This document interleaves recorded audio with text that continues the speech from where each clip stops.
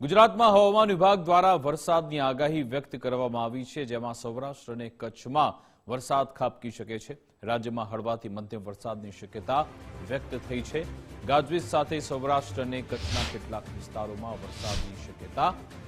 મોરબી, રાજકોટ, અમરેલી, ભાવનગર, બોટાદમાં વરસાદી માહોલ રહેશે। છેલ્લા 24 કલાકમાં તાપમાનમાં 3 ડિગ્રી ઘટાડો થશે। અમદાવાદમાં ગરમીનો પારો 41 ડિગ્રી નોંધાયો છે। आने वाला अगले 7 दिन के लिए 6 से लेकर 12 मई तक इसमें 6 तारीख को आइसोलेटेड क्षेत्रों में उत्तर से लेकर दक्षिण मध्य भाग सौराष्ट्र कच्छ की हल्का से मध्यम बरसात का संभावना रहेगा मेघ गर्जना के साथ। जो डिस्ट्रिक्ट इसमें हम लोग आज दे रहे हैं अमरेली, भावनगर, बोटाद, मोरबी, राजकोट और कच्छ के लिए दिया गया है और बाकी 7 से 12 मई तक मौसम आमतौर पर शुष्क रहने का पूर्वानुमान दिया गया है। इसके कारण है कि ऊपरी पवन की साइक्लोनिक सर्कुलेशन दक्षिण पश्चिम राजस्थान के ऊपर स्थित है, जो 1.5 किलोमीटर ऊंचाई तक स्थित है और एक वेस्टर्न डिस्टर्बेंस ट्रैक के रूप में अभी 3.1 और 5.8 किलोमीटर ऊंचाई के बीच में स्थित है, जो लगभग 80 डिग्री पूर्व और 25 डिग्री उत्तर में ये विस्तृत है। और अभी जो पवन का दिशा है राज्यों में दक्षिण पश्चिम से पश्चिम दिशा से पवन चल रही है।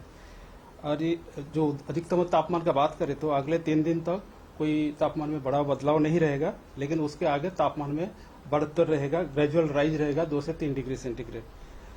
और जो अधिकतम तापमान का मोटा मोटी में बोला जाए तो आइसोलेटेड क्षेत्रों में जो तापमान है 40 डिग्री से आइसोलेटेड प्लेसेस में रहने का संभावना रहेगा गुजरात स्टेट में।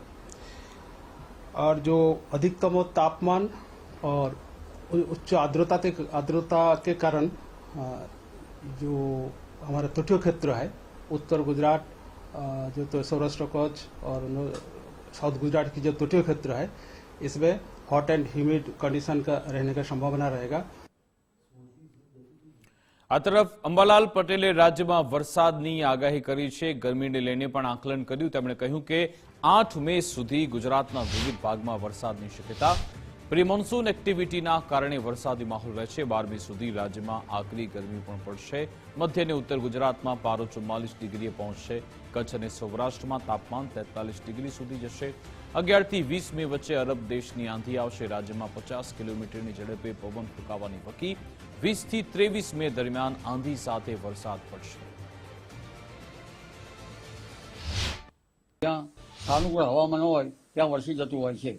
પ્રી મોન્સૂન એક્ટિવિટીમાં ક્યાં વરસાદ થશે તે ટ્રેસ કરવું મુશ્કેલ છે, કારણ કે હવે બપોર પછી કે રાતના ભાગમાં વરસાદ થાય, ભેજ બપોરે કે રાત્રિના ભાગમાં વધી જાય તો એકાએક કોઈ ભાગમાં વાદળવાળું થાય અને ગાજવીજ સાથે વરસી પડી જાય। રાજસ્થાનના ભાગમાં તો કરા પડવામાં હતા। તારીખ 8 સુધીમાં હજુ વિવિધ ભાગોમાં વરસાદ થવાની શક્યતા રહે છે અને કોઈ ભાગમાં વધુ વરસાદ પણ થઈ શકે। ત્યારબાદ તારીખ 12 મે સુધીમાં ગરમી વધવાની શક્યતા રહે છે। 12 મેમાં પણ ઉત્તર ભારતના હવામાનમાં પડતો આવશે, કદાચ તે રાજસ્થાનના ભાગો સુધીમાં પડતો આવી શકે।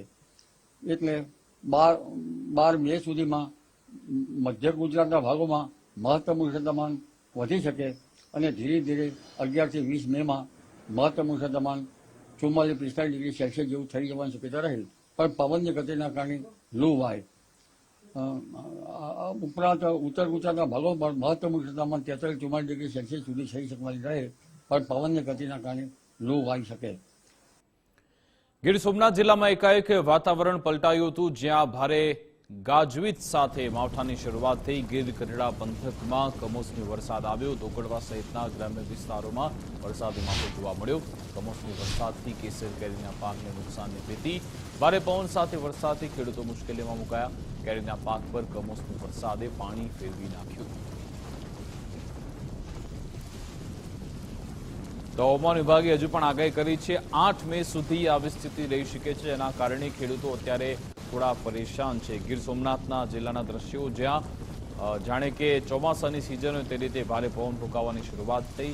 ગાજવીજ સાથે વીજળીના કડાકા ભડાકા સાથે કમોસમી વરસાદ વરસ્યો હતો।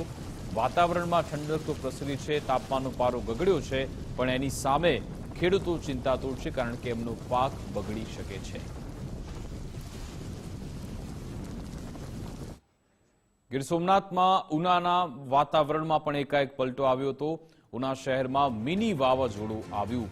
વાતાવરણ એકાએક પલટાયું હતું અને વાદળો ગોરંભાયા હતા. ત્યારબાદ પવન ફૂંકાવાની શરૂઆત થઈ.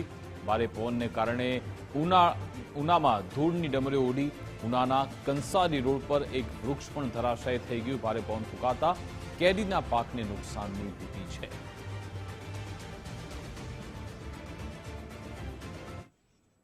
આ તરફ ધંધુકા અને ધોલેરા પંથકમાં હળવા વરસાદી ઝાપટા પડ્યા. ધોલેરા ગ્રામ્ય વિસ્તારોમાં શીતળતાની લહેર પ્રસરતા આનંદ જોવા મળ્યો.